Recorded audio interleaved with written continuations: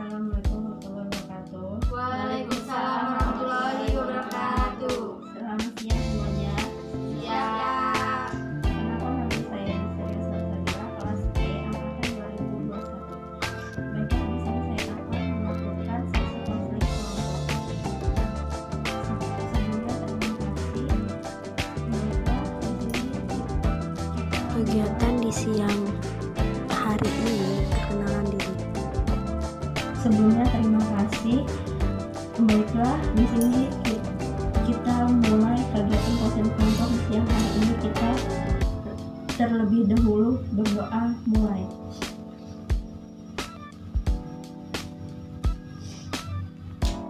Berdoa selesai. Terima kasih teman-teman. Terima kasih kepada rekan-rekan. Tadi juga saya berinisiatif doa lebih dahulu. Sebelumnya di sini kita melakukan konseling kelompok dari teman-teman yang ada yang pernah yang mengikuti konseling kelompok sebelumnya.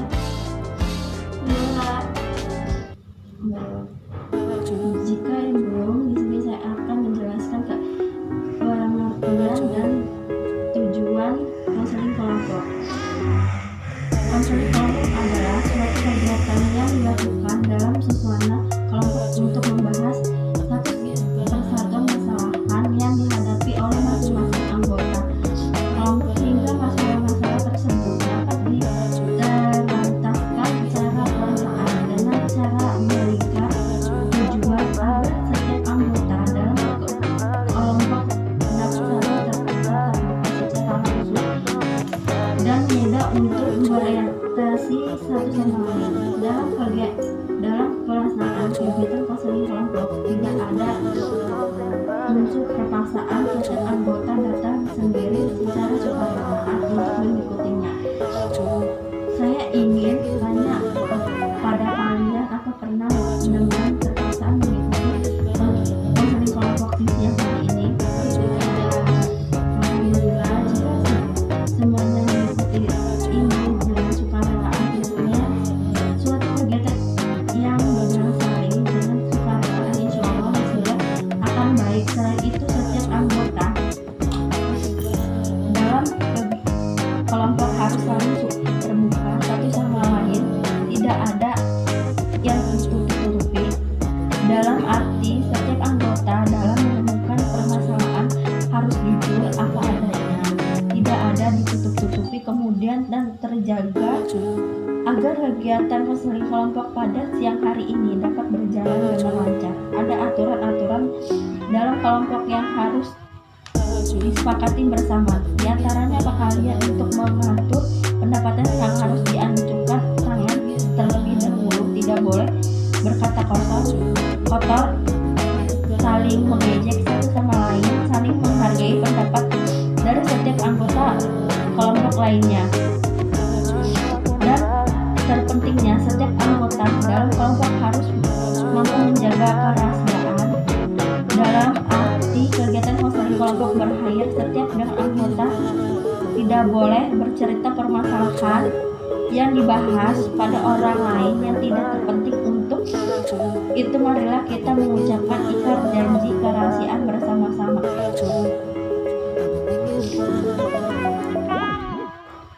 Baiklah, saya rasa kita saling mengenal satu sama lain. Saya berharap nantinya kita saling terbuka satu sama lain, tidak ada rasa canggung lagi di antaranya anggota kelompok. Saya akan menjelaskan kembali lagi apa itu konseling kelompok. Konseling kelompok itu yaitu suatu kegiatan yang dilakukan dalam suasana kelompok untuk membahas satu persatuan masalah yang dihadapi oleh masing-masing anggota kelompok hingga masalah-masalah tersebut dapat terlentaskan. Bagaimana, apakah kalian teman-teman sudah siap melakukan konseling kelompok pada siang hari ini?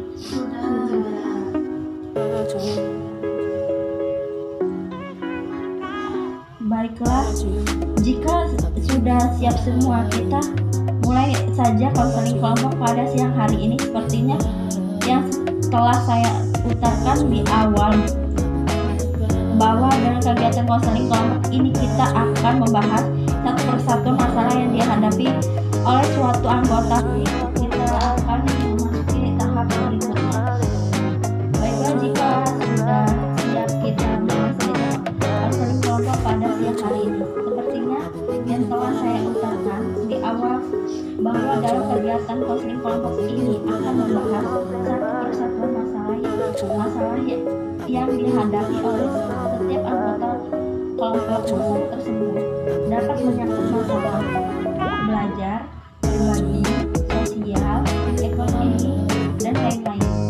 Silakan dari kelompok siapa dulu yang berkenan mengutarakan permasalahannya. Saya tidak bisa mengutarakan keuangan saya dengan baik, Pak. Saya kesulitan dengan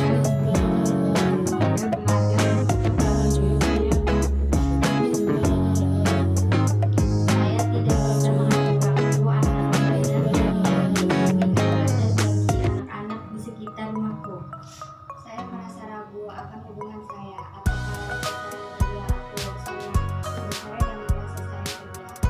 Dari masalah yang telah diutarakan oleh masing-masing anggota barusan, saya sepakati terlebih dahulu permasalahan siapa yang akan dibahas terlebih dahulu. Permasalahan 4, Kak. Permasalahan Permasalahan 2.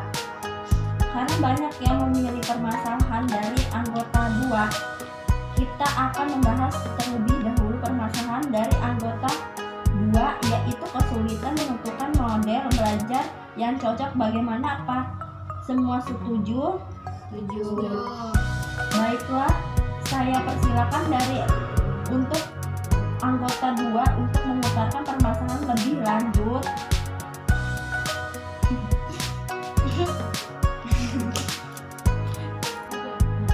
Saya kesulitan menentukan model belajar yang cocok bagi diri saya. Setiap selesai belajar, saya merasa kurang memahami apa yang saya pelajari barusan. Model belajar seperti apa ya yang Anda lakukan selama ini? Sejauh ini saya hanya belajar dengan membaca dan menghafal materi-materi pelajaran. Terkadang juga belajar sambil mendengarkan musik. Apakah di rumah Anda mempunyai ruangan atau tempat khusus belajar untuk Anda sendiri? Saya tidak punya. Selama ini saya belajar di ruang tamu, di atas tempat tidur, terkadang di depan televisi. Setiap harinya Anda belajar mulai jam berapa dan sampai jam berapa? Saya belajar dari jam 21.00 sampai 23.00 WIB. Apa yang menyebabkan Anda belajar sampai selarut itu? Apakah Anda tertentu? Ada. Saya sering merasa terganggu dengan ulah adik saya yang masih kecil. Dia sering membuat gaduh, jadi saya menunggu sampai adik saya tertidur. Dari permasalahan yang telah diutarakan oleh anggota 2, silakan dari masing-masing anggota kelompok ada yang mau berdapatkan atau memberikan alternatif solusi yang bisa ditawarkan.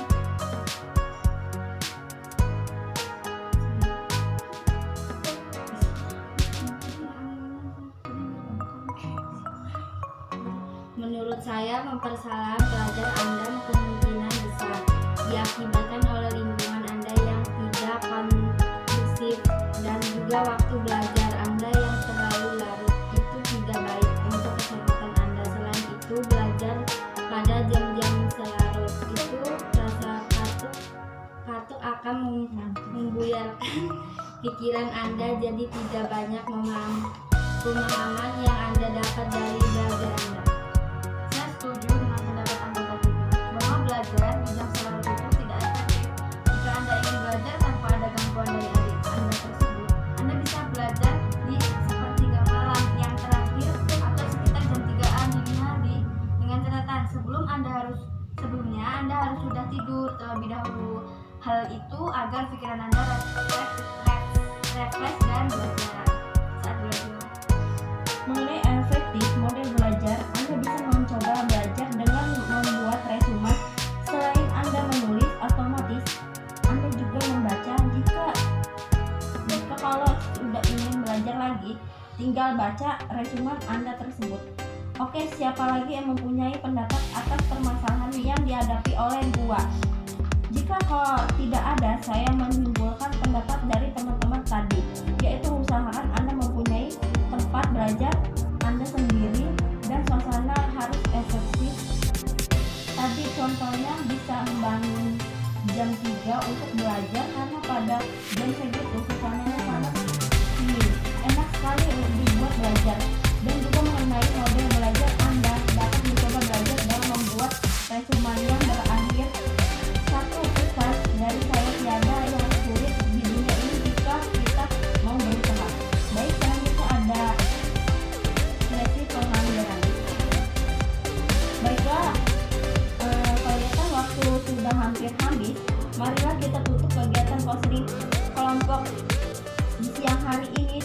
Tetapi sebelumnya saya ingin mengetahui bagaimana tangkapan atau perasaan masing-masing anggota, khususnya anggota gua sebagai lain setelah mengikuti kegiatan ini. Senang. Saya merasa lega karena mendapatkan mengutarakan permasalahan saya. Juga sangat terima kasih kepada teman-teman yang telah memberikan saya efektif atau solusi yang dapat saya praktekkan supaya masalah saya dapat cepat terlepaskan. Oke, kita akan melanjutkan kegiatan konseling kelompok ini pada minggu berikutnya dan di hari jam tempat yang sama, tentukan dengan perbahasan masalah yang berbeda. Oke?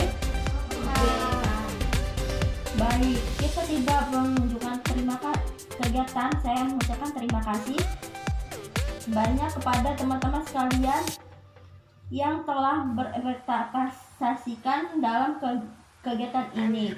Diawali kita buka kegiatan ini dengan berdoa.